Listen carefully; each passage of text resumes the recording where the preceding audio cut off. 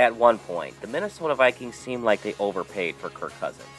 After reaching the NFC Championship game with Case Keenum under center, Cousins was supposed to be the guy who would bring them back to the Super Bowl for the first time since the 1970s, offering the free agent quarterback a very rare, fully guaranteed contract.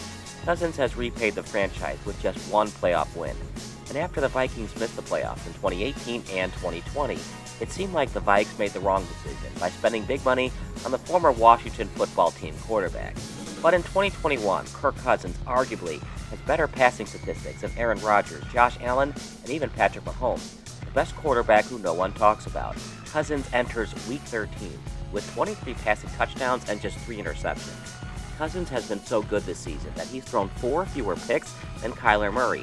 This is very impressive as Murray has missed 3 consecutive starts due to a nagging ankle injury.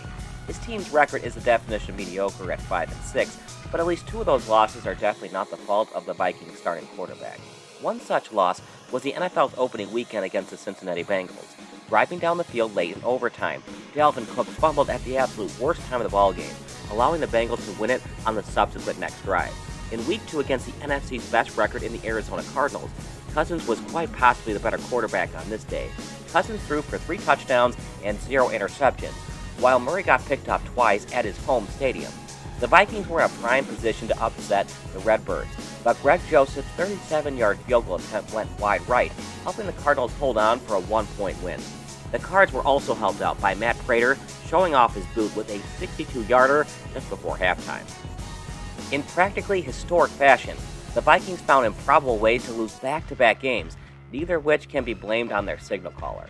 And while Nick Foles did win the MVP award in 2013, even though his TD pass-to-interception ratio that season was 27-2, that was the same year when Peyton Manning absolutely shattered the record books. Also, Foles only started 10 games in 2013. Barring injury, Cousins will start all 17 games this season. And considering that no one team outside of possibly the Cardinals is running away in the standings, Cousins is still very much in the MVP race. But is Cousins the most valuable player in the league? Honestly, he has every right to claim the award. He obviously plays the toughest and most important position on the gridiron, and his Vikings have been very competitive in every game this season. Dalvin Cook has certainly helped make his job easier, but you can also make the case that Carson Wentz's Colts would be in last place if not for the extraordinary efforts of Jonathan Taylor in his backfield. All things considered, Derrick Henry had the MVP award all wrapped up, but with him missing nearly half of the season, he's no longer eligible for the MVP trophy. My pick for MVP would be Kyler Murray, especially since A.J. Green single-handedly blew away a win for the Cards, but Murray has still missed 3 games due to injury. Colt McCoy won 2 of those 3 starts for the 9-2 record, proving that Cliff Kingsbury deserves to be a head coach in the NFL. Aaron Rodgers is an easy pick for MVP, but the argument can be made that Cousins has played better than Mr. Discount Doublecheck. In 2021, Cousins has more yards per game and less interceptions thrown than Rodgers. If we go by the analytics, Cousins has the best passer rating in the red zone at 117.5. Granted, Jalen Hurts and Matt Ryan are in second and third place for the statistic. Hurts and Ryan are obviously not eligible for the MVP award, so it's important to take Pro Football Focus statistics with a grain of salt. However, Cousins has other analytics to prove he's worthy of being honored as the best in the league. On September 27th, PFF had Cousins listed as the best QB when it comes to throws over 10 yards. This has continued into late November as Cousins, Murray, and Joe Burrow are listed as the 3 best quarterbacks when it comes to throwing past the first down marker. If we continue on with PFF, Tom Brady is the only quarterback with a better grade than Cousins. He's absolutely deadly with a clean pocket. According to Pro Football Focus, Cousins has completed up to 81% of his passes when he doesn't have to rush a pass. Some people hate PFF, and that's fine to disagree with their procedure on ranking players. So how about Football Outsiders?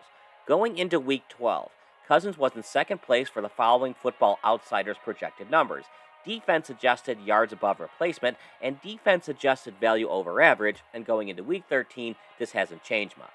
Football Outsiders, similar to Pro Football Focus, looks at each play and how the quarterback is getting the job done. For example, a 5-yard completion on 3rd and 5 is less valued for DVOA calculations than a 12-yard completion on 3rd and 12. A passing touchdown at the 5-yard line on a screen pass is less valued than a 30-yard TD pass right on target.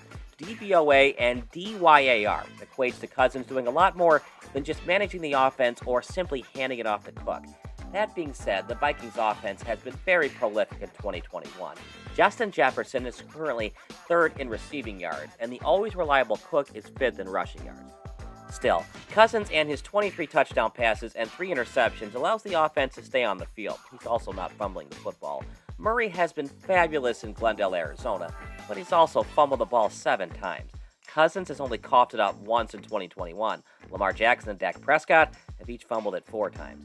Can a non-quarterback win the award in 2021? Sure. Cooper Kupp has probably been more important to the new-look Rams offense than Matthew Stafford, and he's on track to have 1,900 receiving yards in Los Angeles. But in case the MVP voting committee wants to stick with the quarterback position, it's hard to go against Cousins. He has a better passer rating than Justin Herbert. His adjusted QBR is better than Josh Allen, although the Bills' starting quarterback is probably no longer a contender for MVP. Once again, it's fine to vote for Rodgers. It's even fine to consider Jonathan Taylor for MVP if the Indianapolis Colts keep winning games and go to the playoffs. But if there are still Vikings fans who think that a new QB would help the Vikings win more games, they would probably be mistaken. The Vikings have lost 2 games in overtime this season. In both of those OT games, Cousins didn't throw a pick and had a better QB rating than the opposing QB. He has outplayed Rodgers, Herbert, Jackson, and other notable quarterbacks this season. Is Cousins the best player in the NFL when healthy? In a word, no. The best player in the NFL is arguably Derrick Henry, but with King Henry out of commission for the foreseeable future, Cousins is a worthy choice for MVP honors. Also, Dalvin Cook has a dislocated shoulder and will be hampered by it for the next couple of weeks. Even before suffering the dislocated shoulder last weekend, he's averaging a mere 4.5 yards per carry, the worst of his short career. As such, it's not as though Cook is carrying the Vikings offense. It's okay to not vote for Cousins, but if he doesn't get a single vote for MVP, that would be a shame. But what do you think? Does Cousins have a chance to win the MVP award, especially if the Vikings make the playoffs? Make sure to comment below and subscribe to Sports Broadcast Solutions.